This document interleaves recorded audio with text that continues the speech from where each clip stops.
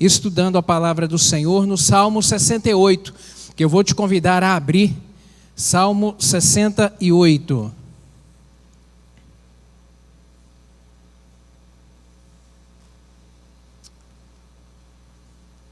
Nós leremos alguns versos deste salmo. Vou te convidar a ficar em pé, para em reverência lermos a santa palavra do nosso Deus. Salmo 68, verso 11, depois leremos os versos 18 a 20 e o último, que é o 35. Verso 11, diz assim: O Senhor deu a palavra, grande era o exército dos que anunciavam as boas novas. Verso 18, Tu subiste ao alto, levaste cativo o cativeiro, recebeste dons para os homens e até para os rebeldes, para que o Senhor dos exércitos habitasse entre eles. Bendito seja o Senhor que dia a dia nos acumula de benefícios, o Deus que é a nossa salvação. O nosso Deus é o Deus da salvação, e a Jeová, o Senhor, pertencem as saídas para escapar da morte. Verso 35, Ó Deus, Tu és tremendo desde os Teus santuários. O Deus de Israel é o Deus que dá fortaleza e poder ao seu povo. Bendito seja Deus. Amém. Vamos ler de novo o verso 18, 19. Bendito seja o Senhor, que de dia a dia nos acumula de quê? De benefícios. O Deus que é a nossa salvação. Amém. Feche seus olhos. O Deus que é a nossa salvação. A Ti, Pai, o Deus que é a nossa salvação, rendemos nessa manhã o nosso louvor, a nossa adoração, porque reconhecemos que só Tu és Deus no céu, na terra, nos nossos corações. Tu és o controlador de todas as coisas, Tu és o dono deste mundo e o dono das nossas vidas. A Ti rendemos a nossa adoração plena, porque reconhecemos que só o Senhor está sentado no trono e que tudo governa. Obrigado por esse privilégio maravilhoso de sermos chamados Teus filhos, de podermos nos achegar à presença do Senhor. Obrigado pela salvação em Cristo Jesus. Obrigado porque Jesus mudou o rumo da nossa história e hoje nós temos sentido, meu Deus, a nossa história tem sentido porque Jesus está dentro dela. Muito obrigado por isso. E nessa manhã agora fala aos nossos corações, em nome de Jesus. Dá-nos entendimento, Pai, abra a nossa mente para que haja compreensão da palavra do Senhor e mais também do que compreensão, uma aplicação pessoal do Teu Espírito Santo ao coração de cada um dos meus irmãos aqui. Dá-me graça do Senhor para transmitir essa palavra. Eu dependo inteiramente de Ti. E assim que eu lhe oro, também lhe rogando que o Senhor traga todas as mentes, ó Deus, cativas nessa hora. Que todo espírito maligno que queira trazer, ó Deus, distração ou confusão, em nome de Jesus seja repreendido. E que sejamos conectados diante do altar da graça para recebermos tudo que o Senhor tem para nós. É assim que lhe oramos em nome de Jesus. Amém. Você pode se sentar, meu querido.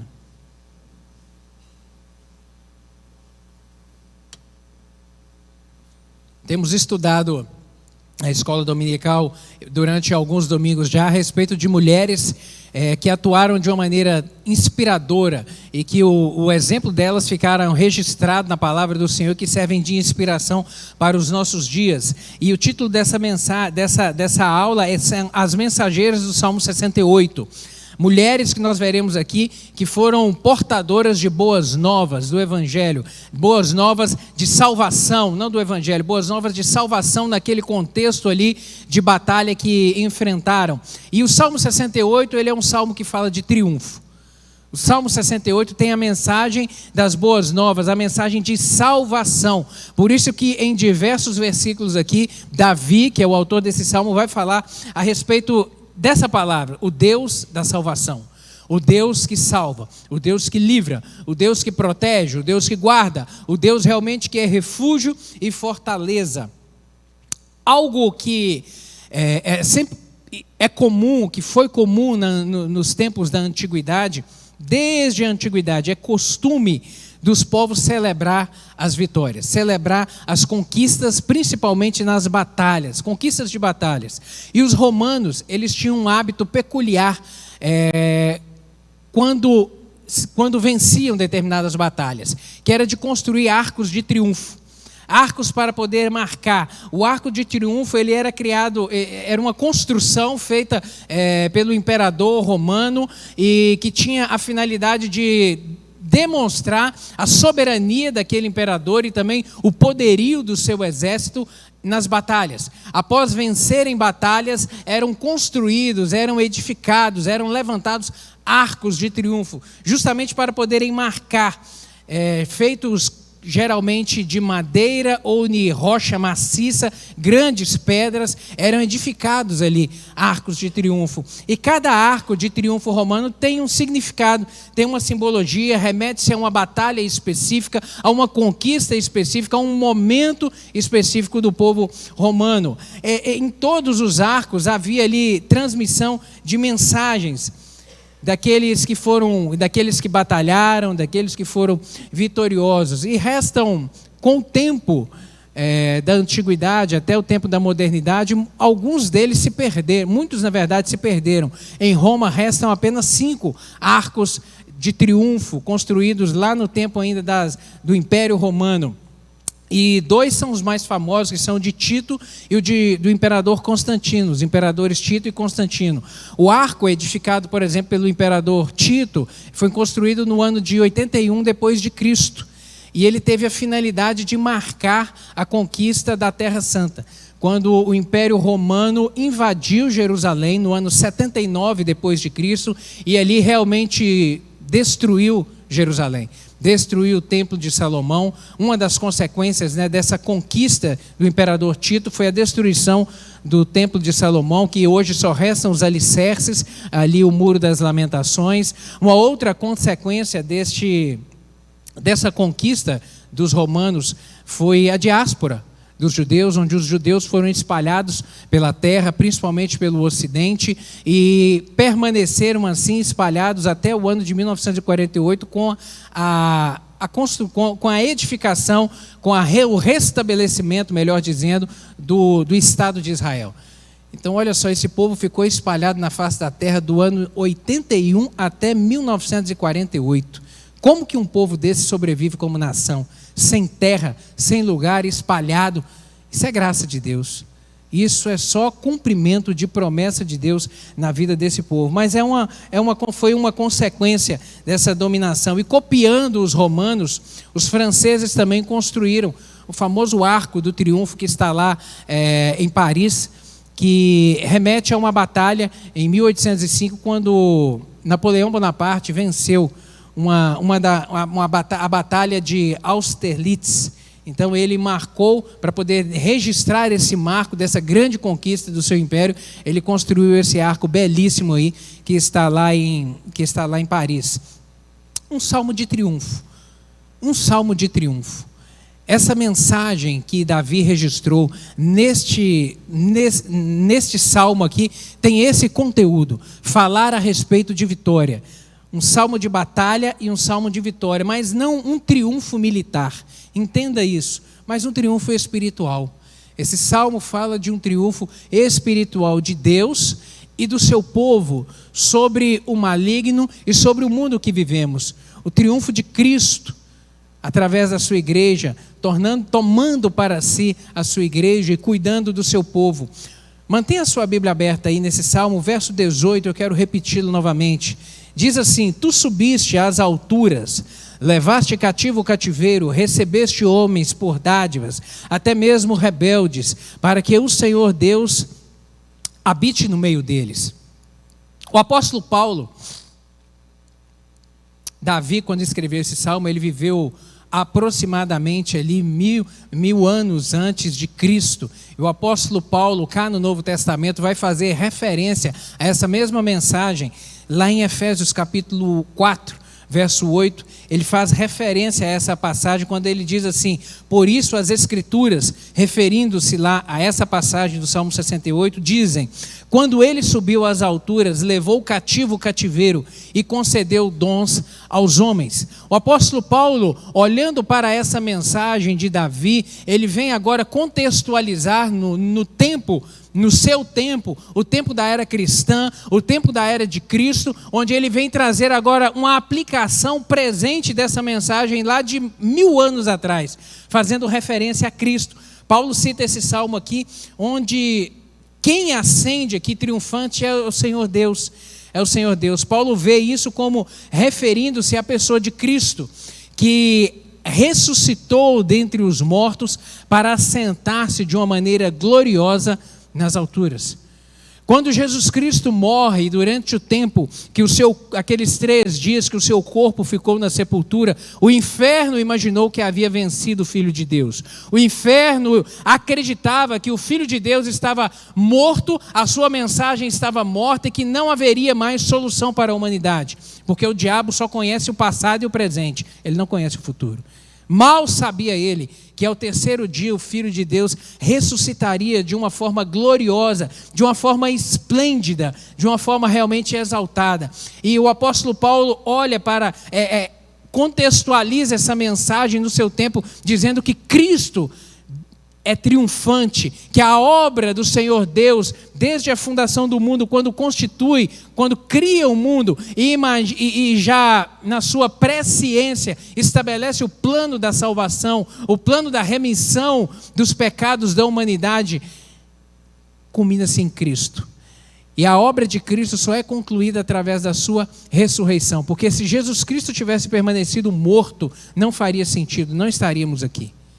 Mas porque ele ressuscitou, nós temos esperança.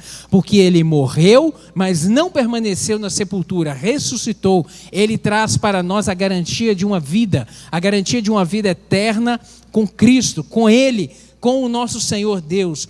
Paulo viu esse episódio aqui como uma imagem de uma ascensão maior, a ascensão de Cristo, em que Cristo liberta realmente do pecado o seu povo.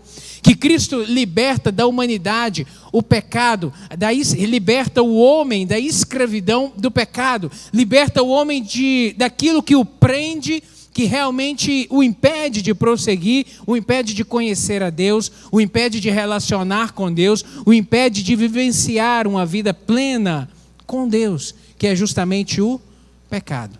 O pecado que nos prende. O pecado que tão de perto nos rodeia, o pecado que tão de perto nos atrai, o pecado que chama a nossa atenção, que cativa a nossa mente. Por que isso, pastor? Porque dentro de nós, no nosso DNA, há o pecado.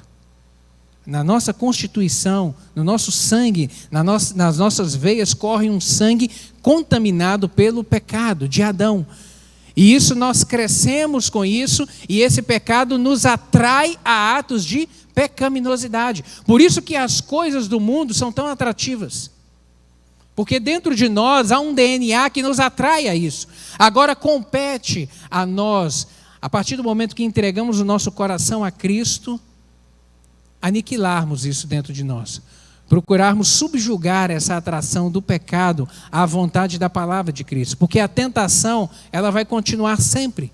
A tentação, ela sempre vai nos atrair para algo distante da presença do Senhor. Compete a nós agora não cedermos à tentação, porque nós entendemos que o caminhar com Cristo é um caminhar de vitória, é um caminhar de ser bem-sucedido, é um caminhar de ter a graça remidora, maravilhosa do Senhor Deus sobre as nossas vidas. E que quando nos afastamos disso, quando cedemos à tentação, estamos abrindo mão da graça maravilhosa do Senhor Deus sobre nós para nos lamearmos no lamaçal do pecado, que vai nos afastar do Senhor e que será motivo de desgraça, de desonra, de sofrimento eterno longe da presença do nosso Deus.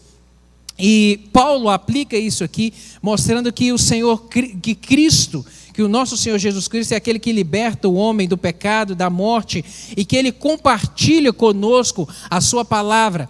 Os dons do Espírito que ele se refere aqui em Efésios, esses dons são justamente a estrutura da armadura que o Senhor nos concede para pelejarmos as pelejas. E ativamos aqui esses dons usando o quê? A palavra do Senhor, usando a Bíblia, como arma de guerra, sabe, contra a tentação, contra a dúvida, contra o sofrimento que o pecado causa a cada um de nós. Então, é nos revestindo da palavra do Senhor, do Espírito Santo de Deus, nos enchendo a cada dia, é que vamos caminhando de forma triunfante. Se o fizermos. Se fizermos o quê? Se nos revestirmos realmente da armadura de Cristo, se nos revestirmos, se nos apropriarmos da palavra do Senhor, se vivenciarmos ela, nós descobriremos que o Senhor Deus realmente peleja por nós. Amém? Deus peleja por nós? Peleja. Quantas vitórias o Senhor já te deu? Quantas intervenções de uma maneira extraordinária Deus já operou na sua vida? Só de você estar sentado nesse banco aqui. Imagina só onde você estaria sem Jesus Cristo hoje. Talvez nessa furdunça do carnaval, talvez em muitos caminhos afastados da presença do Senhor, vivendo uma angústia da alma, porque longe de Cristo, o homem sobrevive dessa maneira, com uma angústia tremenda na sua alma, um vazio tremendo, que só pode ser preenchido por Jesus Cristo. Só de você já estar sentado aqui hoje é a vitória do Senhor na sua vida, querido. Porque um dia você abriu o seu coração, você entendeu a mensagem da salvação, os seus olhos foram abertos e você entendeu que Cristo é a que traz sentido para a vida, que coisa boa é caminhar com o Senhor e de graça abundante sobre as nossas vidas, além da salvação que recebemos, temos o cuidado, o amor do Senhor sobre nós, os livramentos, os milagres, a boa mão do Senhor nos sustentando a cada dia. Um salmo de triunfo, portanto, ele canta aqui a vitória do povo de Deus, recebendo e repartilhando e compartilhando o evangelho da graça, o evangelho glorioso, a mensagem da salvação aos outros povos, na verdade, aos quatro cantos da terra, que é isso que é o comando do Senhor para nós: ide por todo mundo e pregai o evangelho a toda criatura, ou seja, aos quatro cantos realmente da terra. Efésios capítulo 6, verso 12 ainda, o apóstolo Paulo ele vai dizer: a nossa luta não é contra carne ou sangue, mas contra principados e as potestades, contra os dominadores deste mundo tenebroso, contra as forças espirituais do mal nas regiões celestiais. Portanto, a nossa batalha ela não é carnal, ela é espiritual. Mas o próprio apóstolo Paulo, em Romanos 8:37, ele vai dizer: porém somos mais do que vencedores por meio daquele que nos amou. Ou seja, Cristo nos garante a vitória, querido.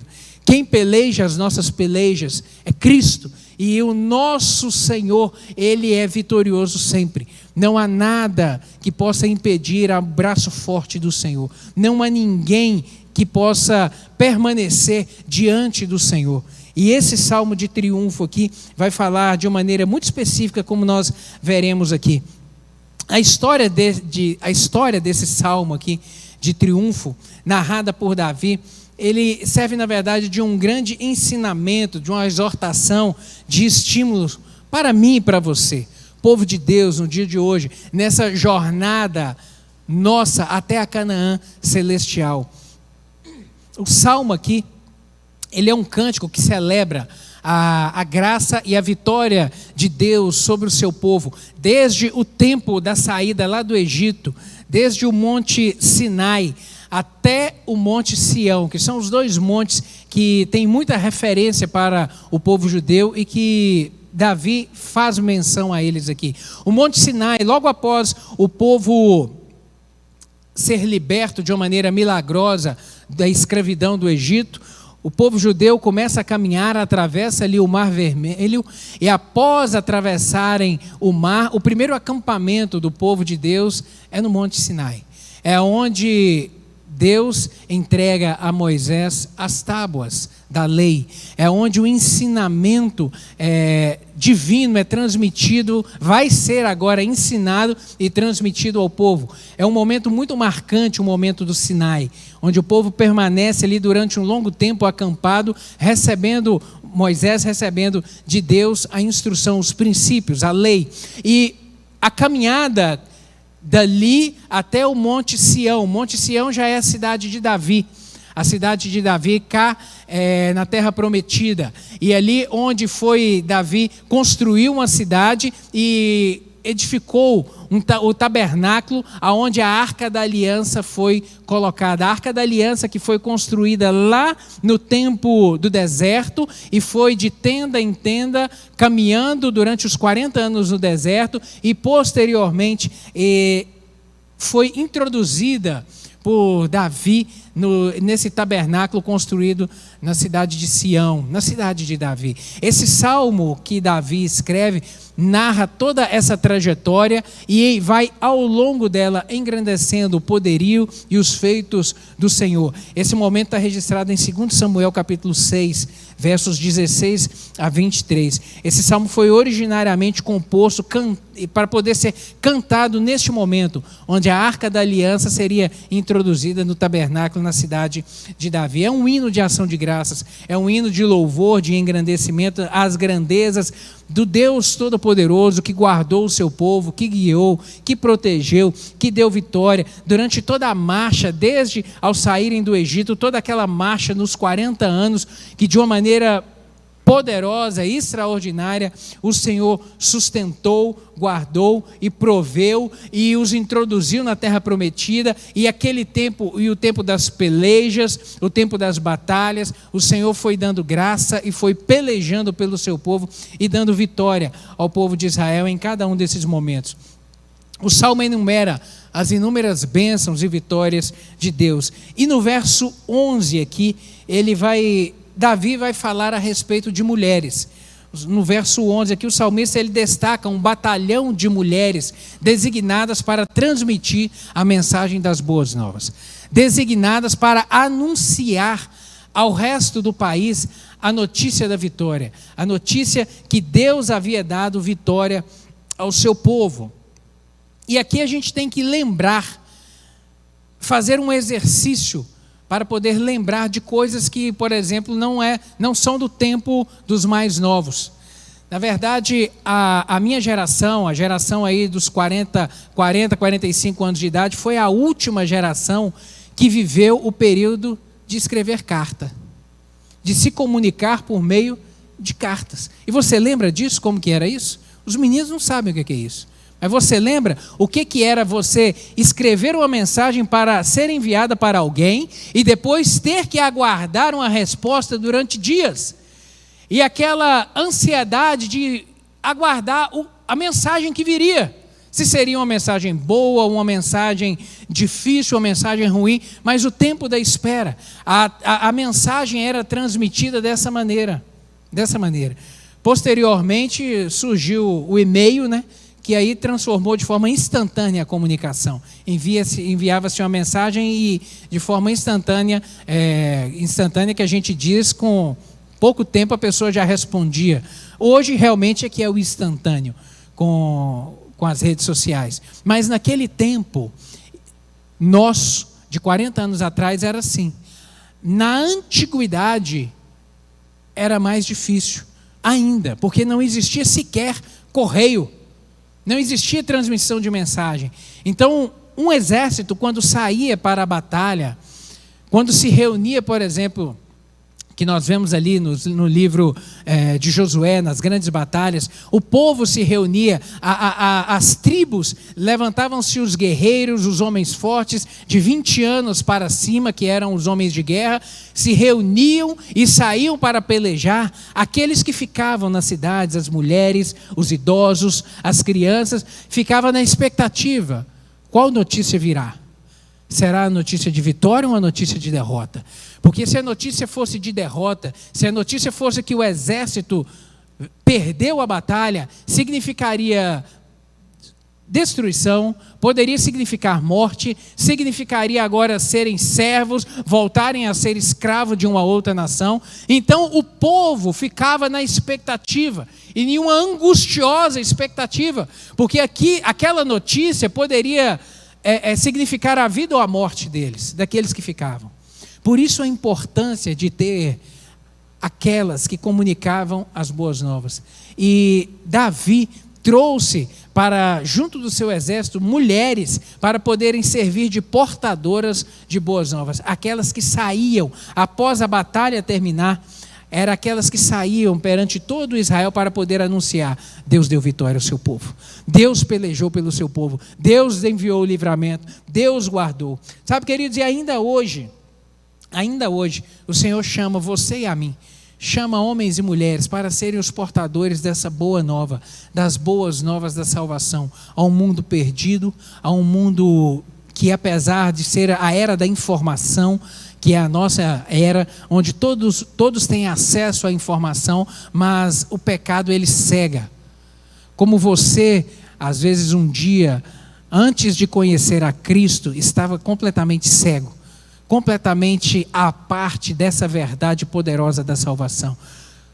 O mundo, apesar de conhecer a mensagem, ele ainda é cego, ele não consegue enxergar, porque o pecado tem esse poder de cegar as pessoas, de impedi-las de verem a glória de Deus manifesta através de Jesus Cristo. E compete a nós, compete a mim e a você, sermos os portadores dessa boa nova, o portador dessas boas novas de salvação.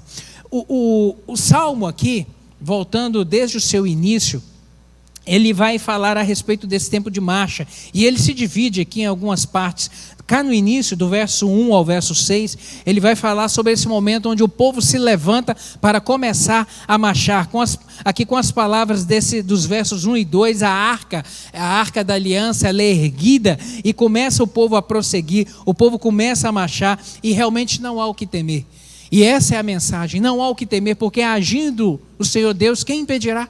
Quem pode impedir o braço forte do Senhor? Verso 1 e 2, volte seus olhos aí. Diz assim: levanta-te, ó Deus, dispersa teus inimigos, fujam de ti todos que te odeiam, sopra-os para longe como fumaça, derrete-os como cera no fogo, que os perversos sejam destruídos na presença de Deus. Isso aqui é uma mensagem forte, uma mensagem a respeito do poderio do Senhor, e que ninguém pode resistir ao Senhor Deus. Por isso que ele vai fazer essa analogia do fogo com a cera. A cera, ela resiste ao fogo? Não.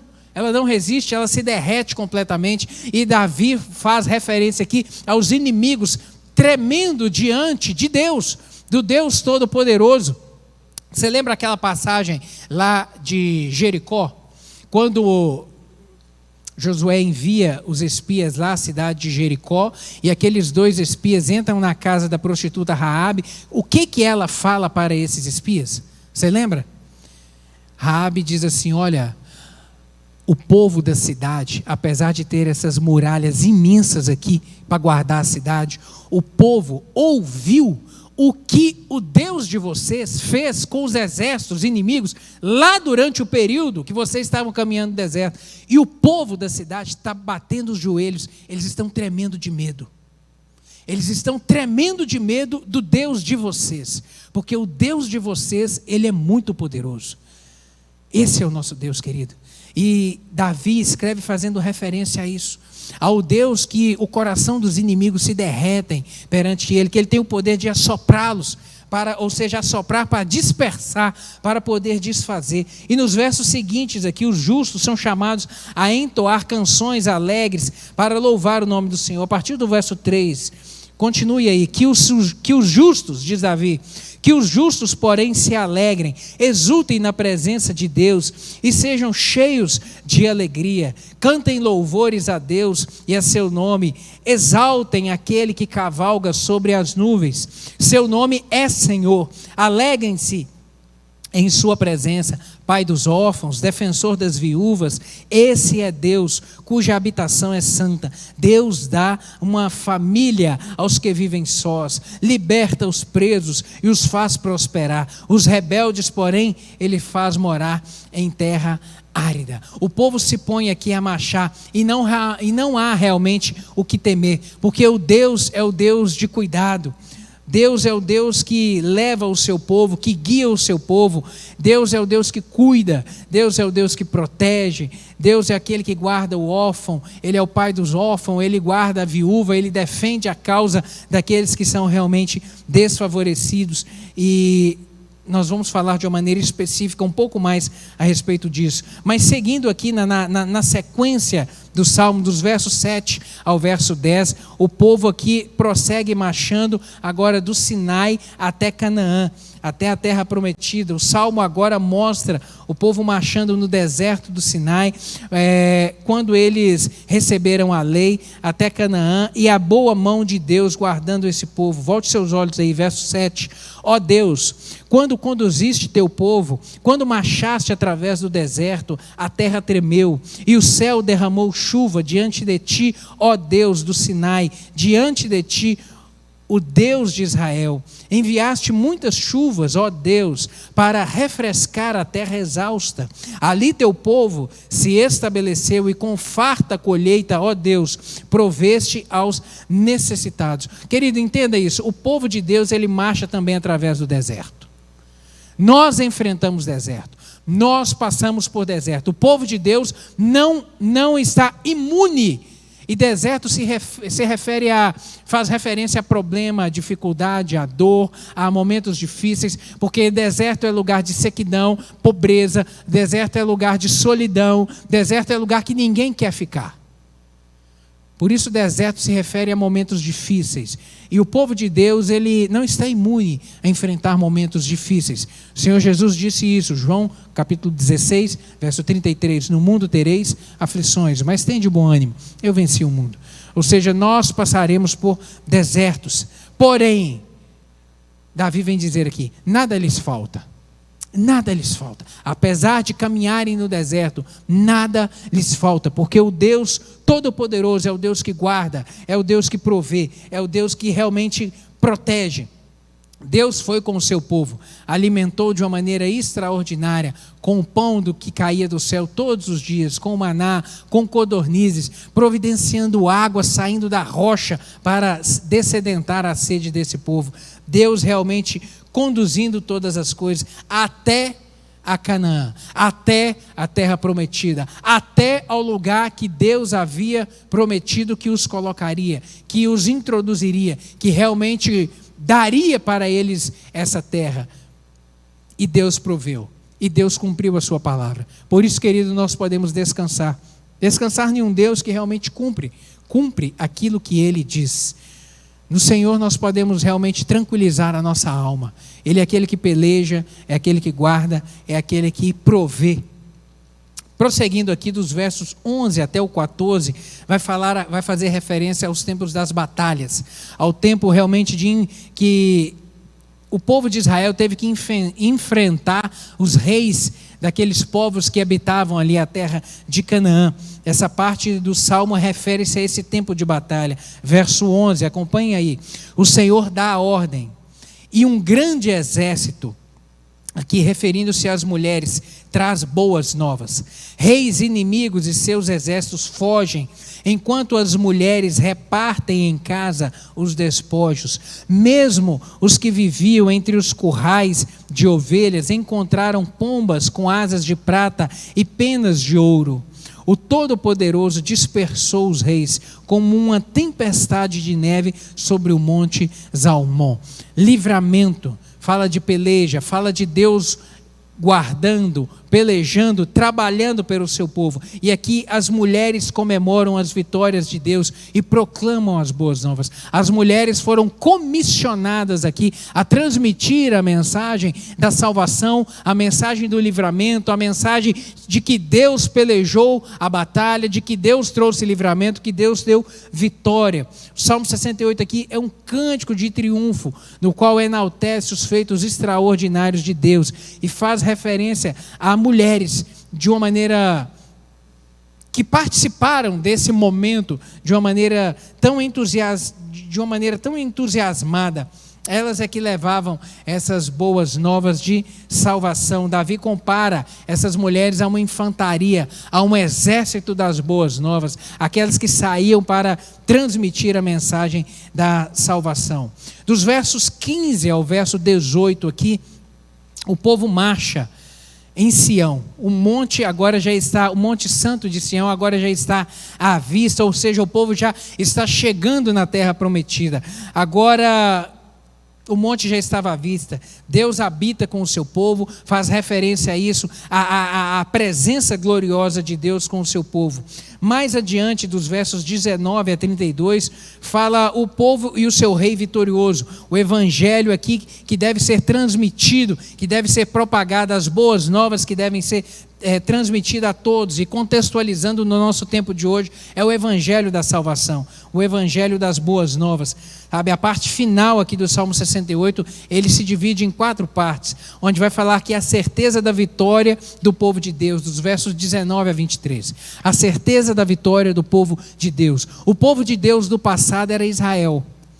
Era o povo que Deus fez um compromisso, uma aliança com Abraão, lá em Gênesis capítulo 12, e que Deus disse a Abraão: olha, eu vou guardar esse povo, eu estou fazendo com você uma aliança, da sua descendência serão abençoados todos os moradores da terra, e eu estou assumindo um compromisso com você, eu vou multiplicar a sua descendência, e eu vou abençoar os que te abençoarem, eu vou amaldiçoar os que te amaldiçoarem, eu estarei contigo. E Deus foi cumprindo essa palavra até introduzir este povo a terra prometida, e até os dias de hoje, querido.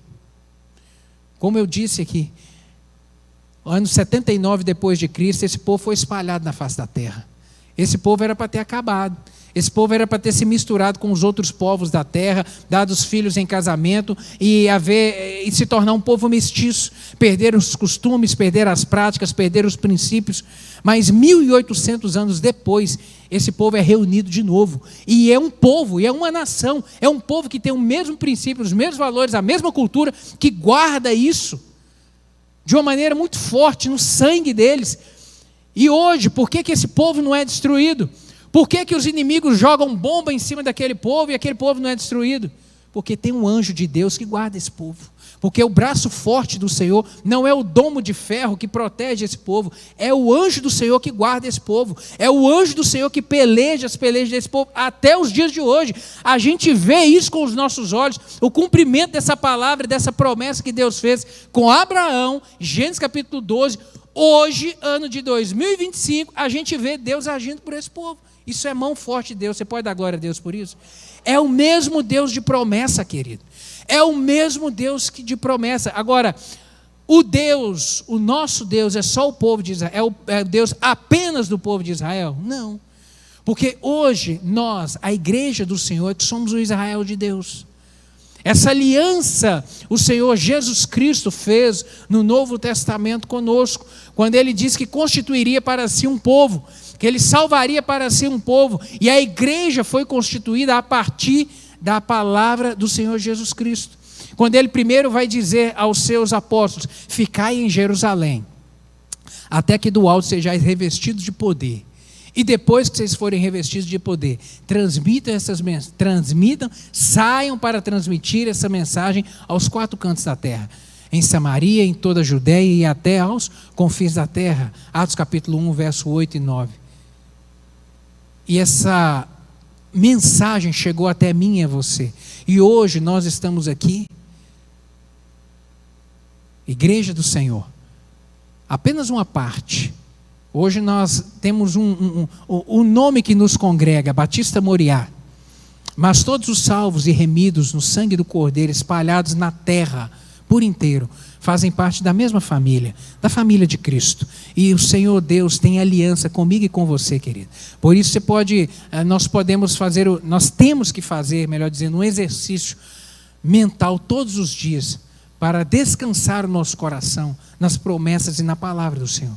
Porque o Deus de Israel é o nosso Deus. Nós hoje, igreja do Senhor, somos o Israel de Deus, aquele que peleja por nós. Certeza da vitória do povo de Deus. A marcha triunfante aqui do povo de Deus, representado pelas tribos, do verso 24 ao 27. A oração do povo pela vitória do seu rei, dos versos 28 a 31. E no final do 32 ao 35, o rei entronizado para sempre. Ou seja, o rei dos reis, o Senhor dos senhores. O nome que deve ser anunciado por toda a terra como o Deus de vitória, o Deus que realmente garante a vitória.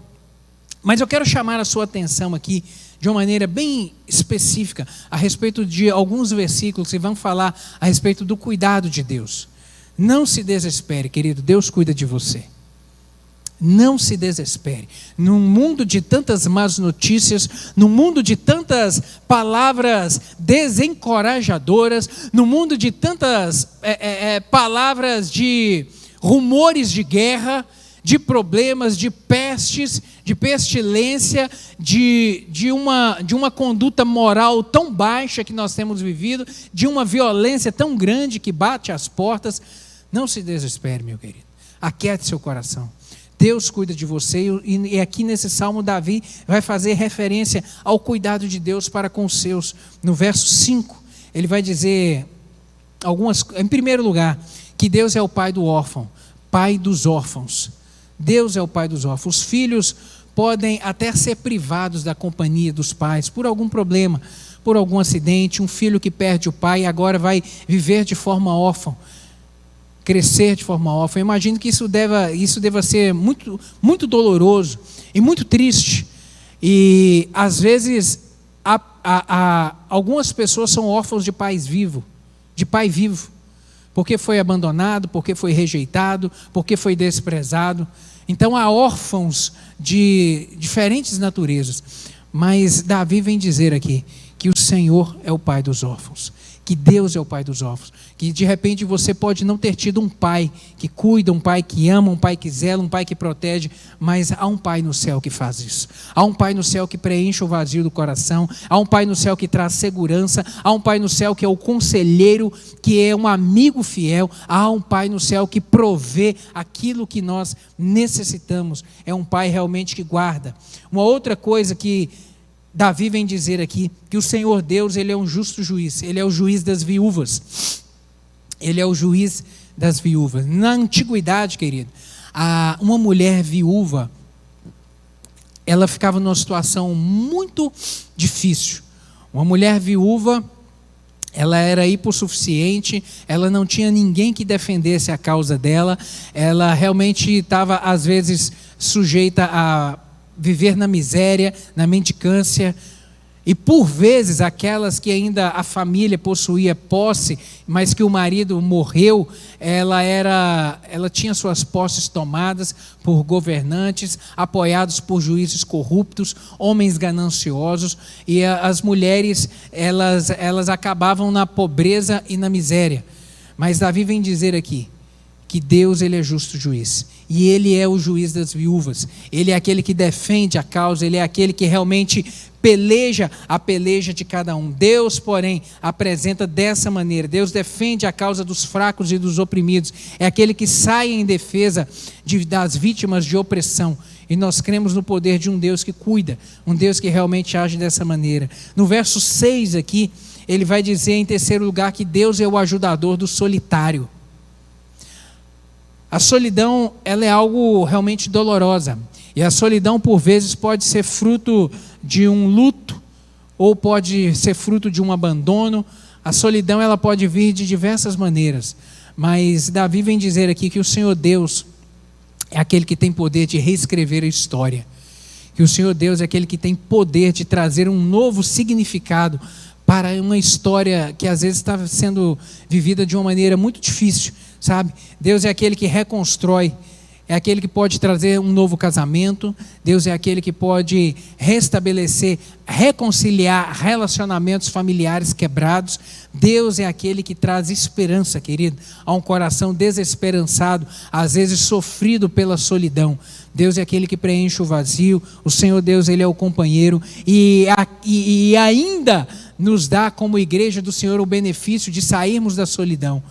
Às vezes pessoas que vivem num momento de solidão, têm na igreja a comunidade, a família da fé, e aqui são abraçados, aqui são cuidados, aqui realmente são queridos, são amados e são realmente cuidados, essa é a palavra, são cuidados. Por isso é tão importante a família da fé.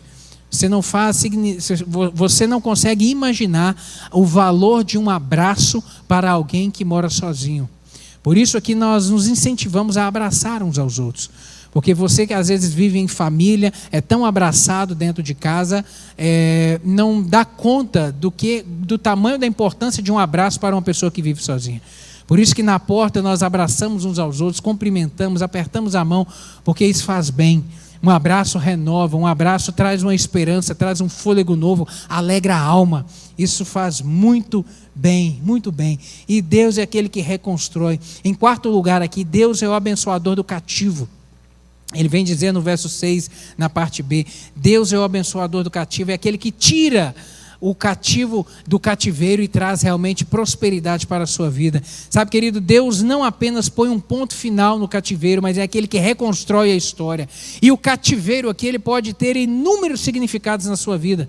Não apenas uma prisão física, mas de repente um cativeiro na sua vida pode ser uma enfermidade que está te prendendo. O cativeiro na sua vida pode ser um relacionamento quebrado. O cativeiro na sua vida pode ser, por exemplo, uma ruína financeira que você não sabe de onde sair dela e que está te prendendo e que traz tanta angústia para a sua vida. Eu não sei qual que é, de repente, o cativeiro que às vezes tem prendido você. Mas a palavra do Senhor está dizendo que Deus é aquele que põe um ponto final no cativeiro. Há poder no nome do Senhor para colocar um ponto final nessa enfermidade hoje na sua vida. Há poder no nome do Senhor para colocar um ponto final nessa ruína financeira. Há poder no nome do Senhor para restabelecer, reconstruir esse relacionamento que está quebrado. De repente é o seu casamento, de repente é o relacionamento com o filho, é um relacionamento dentro de casa que está arruinado e que isso está sendo uma prisão na sua vida. Há poder no nome do Senhor, em nome de Jesus, para reconstruir nessa manhã. Você pode dizer glória a Deus por isso? Glória a Deus, porque o nosso Deus é Deus de milagre, é Deus que opera milagres. Deus altera os prognósticos, querido. Ele tira o oprimido do fundo do poço, Ele coloca em uma posição de prosperidade, Ele traz uma vida nova, Ele realmente faz tudo novo. Em quinto lugar aqui, Deus é aquele que alivia as cargas. No verso 19, Deus é o aliviador dos fardos da vida. Bendito seja o Senhor que dia a dia leva o nosso fardo. Tem outra versão que vai dizer que dia a dia nos acumula de benefícios. O Senhor é aquele que leva os nossos fardos. Sabe, há fardos pesados, às vezes demais para poder carregar. Às vezes há fardos que nós não teríamos condição nenhuma de carregá-los sozinho. Nenhuma. Mas Deus é o Deus da graça. Há dias de choro. Há dias de choros amargos na vida, há dias de dor, há dias de fraqueza extrema, há dias que por vezes a gente acha que não vai conseguir chegar no final do dia. Mas Davi vem dizer aqui que o Senhor é aquele que leva os nossos fardos, que o Senhor é aquele que nos fortalece, que o Senhor é aquele que nos encoraja, que o Senhor é aquele que toma sobre si o nosso fardo. Por isso que ele vem dizer que nós devemos nos achegar diante do trono da graça e entregarmos no altar do Senhor os nossos problemas e dificuldades, querido. E entregar é fazer isso. Em Deus, eu estou tirando de cima de mim, estou colocando no altar. Por isso que nós incentivamos a igreja a perseverar na oração. Por exemplo, nos cultos das quartas-feiras, o culto da fé, o culto da vitória. É o culto onde nós incentivamos cada um a trazer diante do altar do Senhor e apresentar o seu problema a Deus e falar: Deus, eu estou deixando ele aqui, eu não vou levar ele para casa. Deus, eu não quero carregar isso no meu coração mais. Deus, isso está tirando o meu sono. Senhor, isso está tirando o meu sono e eu não aguento mais. Por isso devemos exercitar, querido, vir diante do altar do Senhor, entregar os nossos fardos, porque Ele é aquele que nos alivia.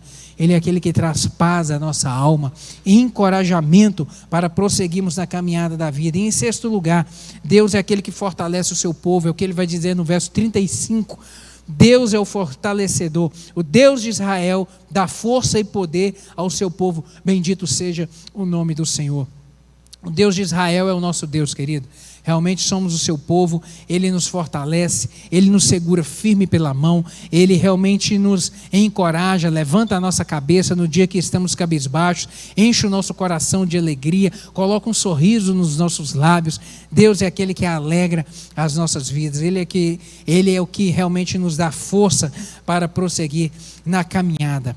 Caminhando aqui para o final, esse salmo, portanto, 68, é um salmo de triunfo. É um salmo que fala de um Deus de batalha, não um triunfo militar, eu repito, mas um triunfo espiritual, sabe? Porque o Senhor Deus é aquele que arranca o pecador do cativeiro do pecado. Jesus Cristo entrou na sua vida e te livrou do cativeiro do pecado. Mas muitos estão presos ainda hoje. O Senhor Deus é aquele que nos entrega a palavra da vida, a palavra que rege a nossa vida, com princípios, com valores, que realmente são maravilhosos, que nos garante sermos bem-sucedidos nessa terra. É aquele que nos reveste da armadura de Cristo para podermos caminhar e resistir ao dia mau. O Senhor é aquele que coloca nos lábios um hino de louvor, é aquele que realmente marcha por nós, é aquele que permanece com o seu povo todos os dias. Apesar dos dias maus, o Senhor está presente, querido. Às vezes, na nossa fraqueza das nossas emoções, nós somos até mesmo tentados pelo diabo, porque o tentador, ele trabalha até nisso. Além dele tentar para nos levar ao pecado, ele nos dias difíceis, ele nos tenta, lançando dardos inflamados no nosso ouvido para dizer: Deus não está te vendo, Deus não se importa com você, Deus não se importa com o seu problema, Deus não se importa com a sua dor. Aonde está Deus que não te livra desse negócio? Aonde está Deus que não resolve esse problema para você? Isso é tentação, querido, do inferno, para tentar enfraquecer a nossa fé, para nos desmotivar de prosseguir na caminhada com Cristo. Ele é o tentador, mas o Senhor nosso Deus é aquele que permanece no dia da alegria, no dia da festa, no dia da abundância, no dia da boa notícia, no dia que chega a notícia que passou no vestibular, que passou no concurso, no dia da promoção, no dia realmente, no dia do nascimento do filho, no dia do casamento, no dia da alegria, o Senhor está conosco, mas também no dia do luto, no dia da dor, no dia que chega a carta do Serasa de cobrança, no dia que chega o momento da dificuldade, da enfermidade, no dia que está deitado no leito do hospital, o Senhor continua conosco, querido. O Senhor não nos abandona, Ele nos segura pela mão, Ele nos mantém de pé. O triunfo do povo de Deus não é sobre nações, não é sobre terra, não é sobre povos, não é sobre religiões, não é sobre pessoas. O triunfo realmente do Senhor não é sobre aqueles que nos perseguem. Nossa luta não é contra a carne ou sangue, nossa luta é contra os principados e potestades que tentam cegar as pessoas de enxergar a glória do Senhor Deus através da pessoa de Cristo. E a igreja do Senhor é essa portadora das boas novas. A igreja do Senhor é que transmite essa mensagem. É uma igreja que marcha não para matar, mas se preciso for, para morrer, para dar a sua vida, como muitos dos nossos irmãos estão dando a sua vida ao transmitir essa mensagem da salvação em países onde há perseguição ao cristianismo, onde não há liberdade para transmitir essa mensagem. Queremos que todos conheçam essa verdade.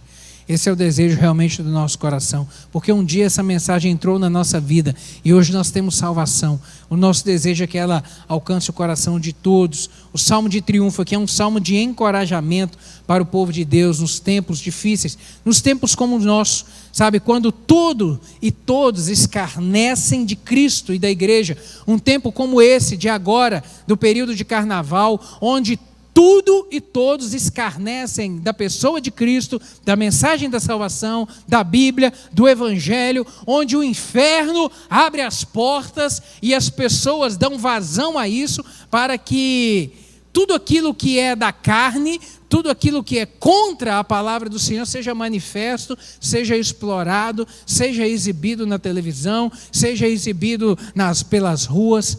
É esse tempo, querido. É o tempo do inferno, da porta aberta mesmo, porque as pessoas é que vão dando vazão a isso. A festa da carne, essa festa do cão, do inferno, tem esse propósito de se opor a Cristo, de se opor à mensagem do Evangelho. E quanta desgraça e ruína é isso na vida das pessoas. Daqui a 4 dias, quantas meninas perderam a virgindade, quantas meninas estão grávidas, quantos entraram pelo mundo das drogas e serão viciados, se tornarão viciados em droga daqui a 4 dias e terão a sua vida de repente arruinada pelo resto da vida, porque resolveram experimentar droga nesse período. Quantos vão viver tempos de angústia nesse período? Quer dizer, nesse período não, após passar esse período, de frutos de coisas erradas que fizeram durante esses dias, às vezes uma vida inteira marcada de ruína, de tristeza, de choro, porque escolheram dar vazão ao pecado nesse momento. Que o Senhor guarde o nosso coração, amém? Que o Senhor guarde os nossos olhos, que o Senhor guarde os nossos filhos, Que o Senhor guarde os nossos descendentes, em nome de Jesus Cristo. Em nome do Senhor Jesus Cristo. Aqueles que tentam calar a mensagem do Evangelho, calar o cristianismo, calar a mensagem das boas novas. Mas permanecemos de pé. O Senhor é aquele, para terminar, o Senhor é aquele que peleja pelo seu povo. O arco do triunfo do cristão é Cristo. O arco do triunfo do cristão é Cristo. Você pode repetir isso comigo? O arco do triunfo do cristão é Cristo. É Cristo. É o céu que nos aguarda. É o novo céu e a nova terra aonde nós iremos habitar. O arco do triunfo do cristão é Cristo. Ele é o nosso Senhor e Rei. 2 Timóteo capítulo 4, versos 7 e 8. Eu quero ler esse texto para encerrar.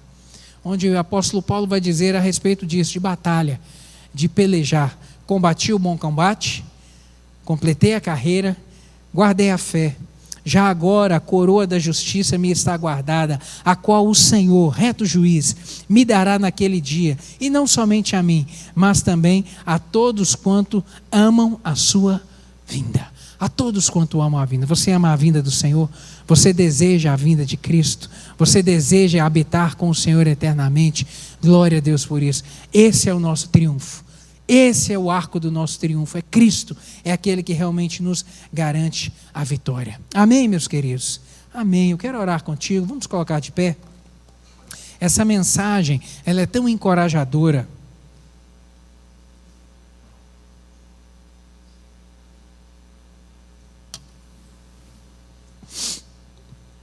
O Salmo do Triunfo.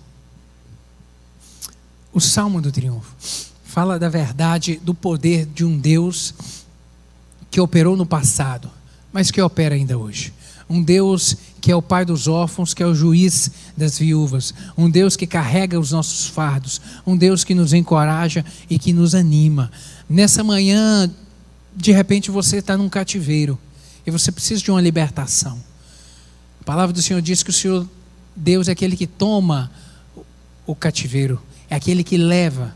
De repente você está enfrentando oposições no mundo espiritual e precisa da graça do Senhor, precisa de um livramento de Deus.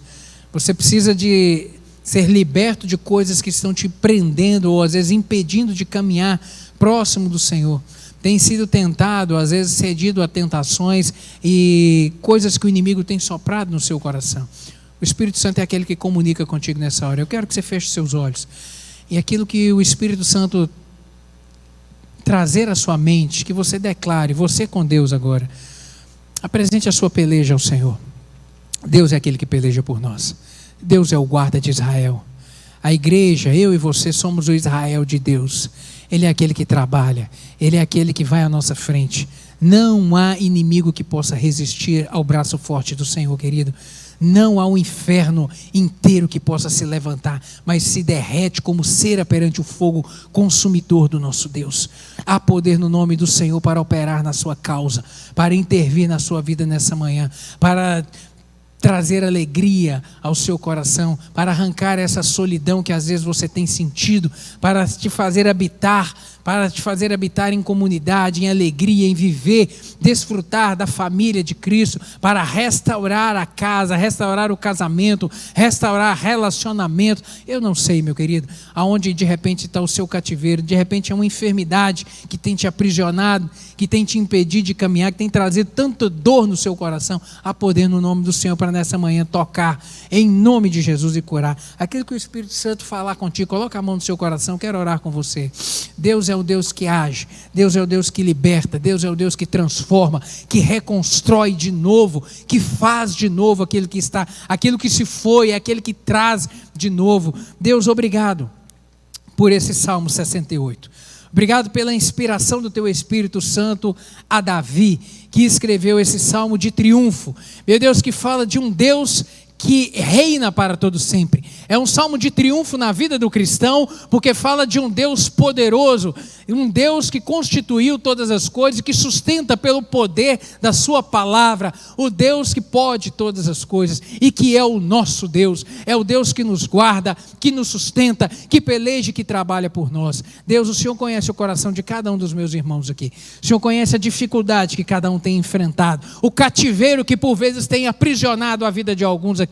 Há poder no nome do Senhor para nesta manhã trabalhar e trazer libertação. Há poder no nome do Senhor para quebrar essas cadeias. Há poder no nome do Senhor para reconstruir essa vida. Há poder no nome do Senhor para soprar, meu Deus, essa enfermidade para longe. Em nome de Jesus, eu declaro a bênção do Senhor sobre a vida do teu povo. Há poder para reconstruir a vida desse homem que está arruinado. Há poder no nome de Jesus para trazer esperança nesse coração desesperançado e angustiado. Meu Deus amado, obrigado, meu Deus, porque o arco do nosso triunfo é Cristo. Cristo é a certeza da vitória nas nossas vidas e nós perseveramos caminhando firme para a Jerusalém celestial, para o céu que nos aguarda, sabendo, meu Deus, que enfrentamos desertos nessa vida, mas o Senhor é aquele que manda o maná, o Senhor é aquele que manda a codornize, o Senhor é aquele que manda água no deserto, o Senhor é aquele que nos provê, e o Senhor também é aquele que nos tira do deserto e que nos coloca na terra prometida.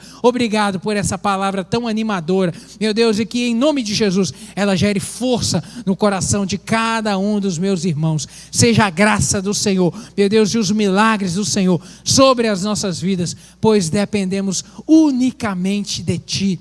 Em nome de Jesus, em nome de Jesus. Deus, também lhe peço que o Senhor nos despeça em paz agora, que o Senhor nos leve para casa, nos conceda um restante de domingo guardado e abençoado pelo Senhor, e que à noite estejamos aqui novamente empolgados, animados, meu Deus, para prestarmos ao Senhor o melhor do nosso louvor, o melhor da nossa adoração, porque só o Senhor é Rei. Meu Deus, enquanto muitos estão perdidos no dia de hoje, adorando a Satanás, entregando a sua vida ao inferno, meu Deus, nós estaremos aqui louvando ao Rei dos Reis, ao Senhor dos Senhores, aquele que está sentado no trono, meu Deus, mas clamamos a Ti, para que o Senhor, em nome de Jesus, envie, meu Deus, anjos do Senhor, a Deus, a tocar no coração das pessoas, meu Deus, que estão cegas pelo pecado. Tem misericórdia, meu Deus, por aqueles familiares, amigos que estamos orando para que haja salvação.